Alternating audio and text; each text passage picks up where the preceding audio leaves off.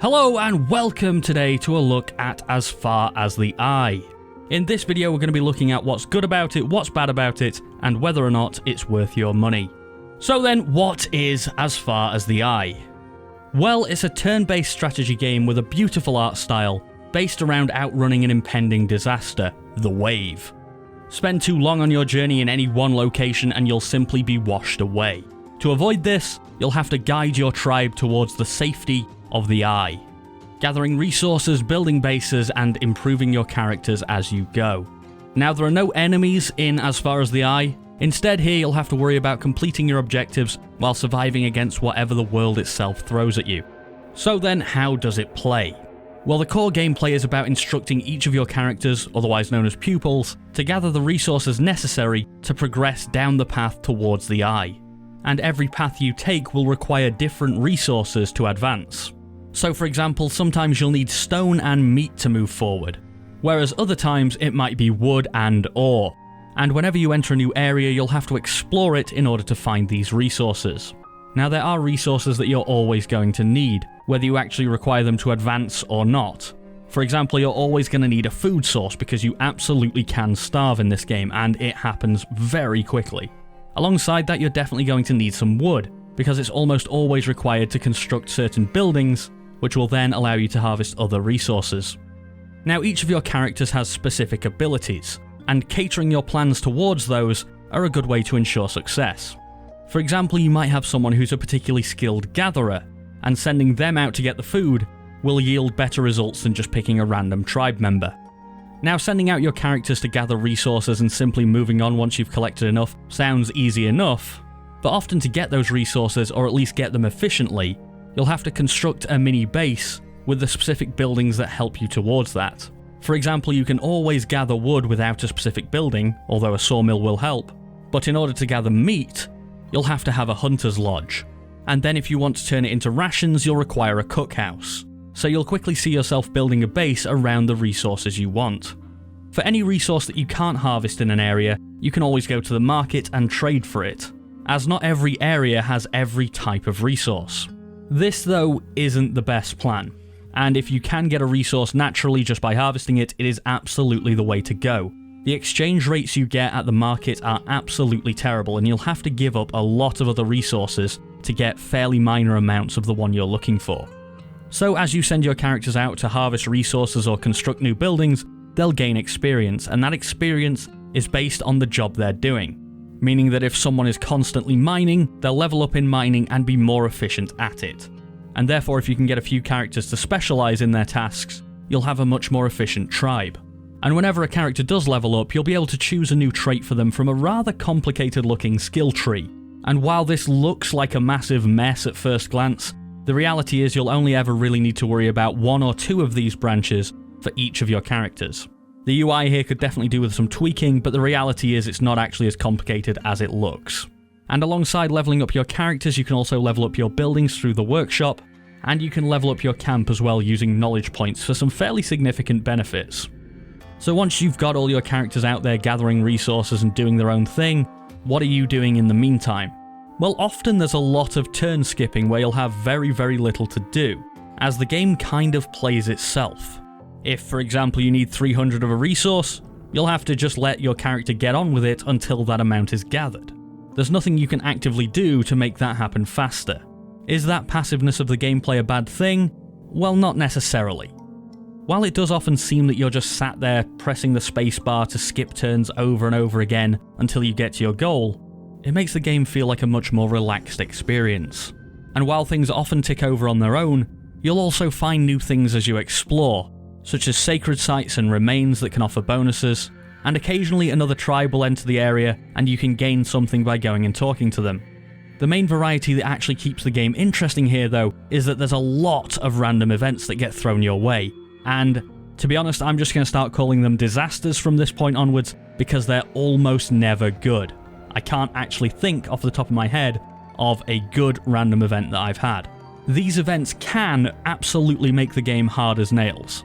Sometimes you'll just chug by without too much of a worry in the world, and sometimes it will absolutely screw you over. These events are frequent as well, and you only get one turn's notice of an event coming, so it's often almost impossible to do anything about them, depending on what they are. For example, I've had events that say all buildings built next to lakes take damage. Okay, what am I going to do in one turn to correct that? Am I going to take down all my buildings in one turn and rebuild them to counteract that? There's just not enough time to react. And that makes good base design far more important. Your early decisions about where to settle actually matter. Now, for some people, these events will seem too random and too frustrating, as they'll just keep on bombarding you with difficult situations that you can't really react to. For others, and in my opinion, they keep the game interesting, as without them, I feel like the game would settle into a very dull rhythm very quickly. Now, I know I said I've never had a good event happen to me, and I really can't think of one off the top of my head, but what you do occasionally get is events that don't affect the current area you're in, and to me this seems like a bit of an oversight. The number of times I've been in a halt and had an event that, say, affects all jungle tiles, and looked around me and saw no jungle tiles, is pretty damn high. And I feel like these disasters that happen need to be more catered to whereabouts you are in the world. Some would maybe class this as getting lucky and getting away without being punished, as the event effectively does nothing, but for me, I'd rather have events that actually affect the world that make the game more difficult. If the events prove too hard or the world is too scarce in resources and you can't move on, you'll be swept under the wave and fail the run. If, however, you survive and gather enough resources to move on to the next area, you'll move one step closer to the eye and safety, and you'll be able to take some of your resources and buildings along with you, playing a quick game of inventory Tetris to see how much of what you've already built up will be available to you in the next area. And while this does offer a helping hand as you move forward, you'll almost always have to leave certain things behind and start again building up your base in the next halt. So that's the basics of the game, and you'll have 3 modes available to you. So let's start off by looking at the campaign mode, which for me is rather misleadingly titled. This isn't really a campaign, it's more of a 2-hour tutorial. Any story that you'd expect to come with a campaign mode is told through massive chunks of text and doesn't engage me in any way in what could have been an interesting world. The reality of this mode is that the freedom that the game offers you is suddenly restricted, as you're required to complete very specific objectives. All of the information required for this and the tutorials are, like the story, relayed through big blocks of text. And under any normal circumstances, this for me is a very poor way to teach your players how to play. I mean, just thinking back to my first experience with Crusader Kings 2, I was put off of that game for about 6 months because it was just big blocks of text that I had to wade through in order to get the enjoyment out of the game. And that really isn't a situation you want to be in. I feel like this game could easily turn people away within the first half an hour. Alongside the problem of just huge blocks of text to read, the information given isn't even that good, it isn't even that clear. So even if the information is buried somewhere in there, there's a decent chance you'll miss it. And that's made worse by a fair few grammatical errors.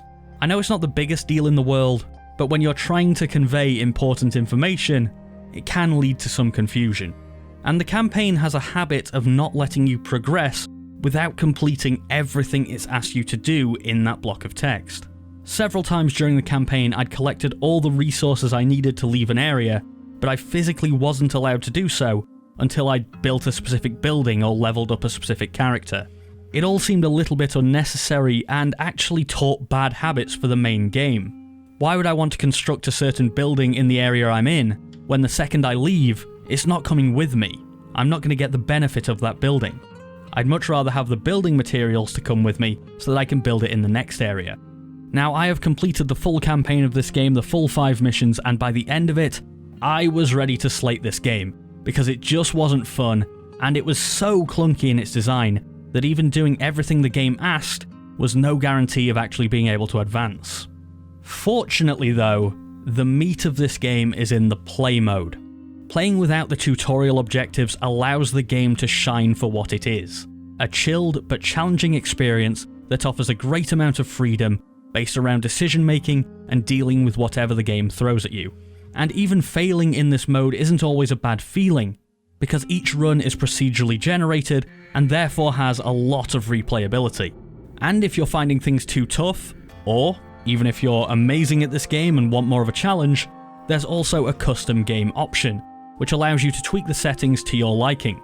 And you can even remove the need for food, which was a big killer for me. I regularly forgot to feed my tribe. And you can remove those random events too, which, while is something that I wouldn't do, is awesome for other people who hate that kind of RNG. But even just playing this game in its standard play mode is a really rewarding experience. You may fail a few times, but when you finally succeed, it's a really satisfying feeling to see your base and your characters progress and to make the right decisions.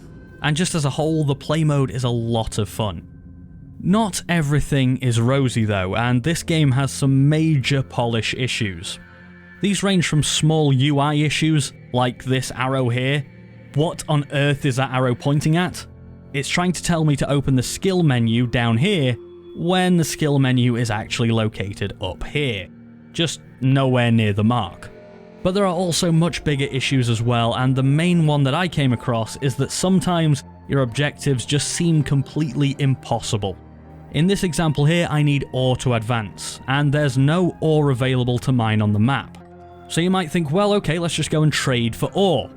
Well, even if I traded every single resource I had, I wouldn't have enough. And I'd be screwed anyway because I wouldn't have the other resources I'd need to advance.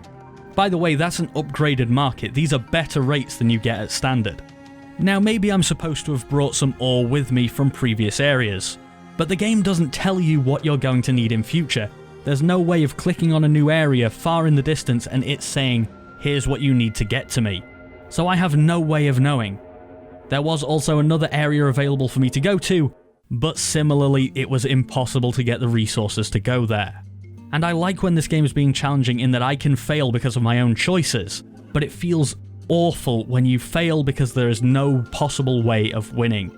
And this needs fixing fast.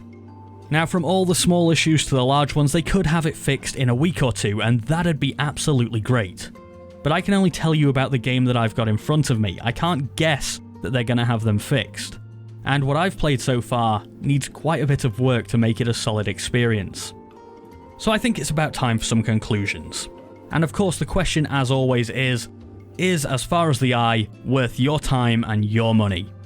Well, the core idea here is good. The gameplay, while not action-packed, is still fun, and the art style is beautiful. But As Far as the Eye really needs some major polishing and balancing.